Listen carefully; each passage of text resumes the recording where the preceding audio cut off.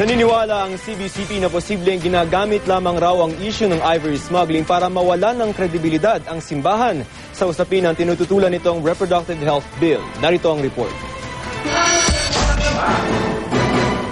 Ang pagkakabanggit kay Monsignor Cristobal Garcia ng Cebu bilang ivory collector sa isang National Geographic article na tumatalakay sa pagpatay sa mga elepante para makuna ng ivory tusk o panuwak, nagagamit umano para siraan ang simbahan. Yan ang inihayag ni Sorsogon Bishop Arturo Bastes, miyembro ng Permanent Council of the Catholic Bishops Conference of the Philippines.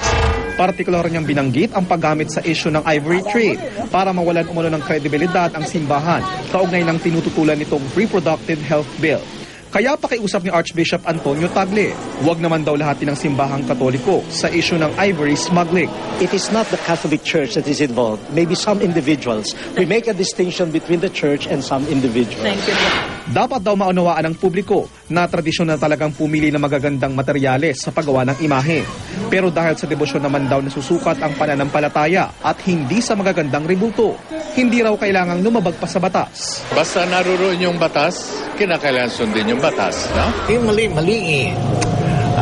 Hindi ka naman, nobody's above the law. Iski kami pare. Nauna na rin iginiit ng simbahan na suspindido na si Monsignor Garcia pero para sa investigasyon ng Vatican sa hiwalay na kasong child abuse na hinarap niya sa Amerika noong dekada 80. Like he may not say mass in public, he may not hear confession. That's part of the penalty sa canon law.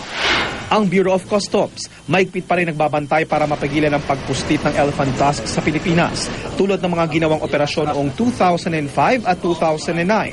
Katunayan, minsan ang kinasuhan ng dating superintendent ng Ninoy Aquino Parks and Wildlife Center na umano'y nasa likod ng pagkawala ng ilang nasabat na elephant tusks. Napasugod pa noon ng Interpol at mga eksperto ng Tanzania sa Pilipinas.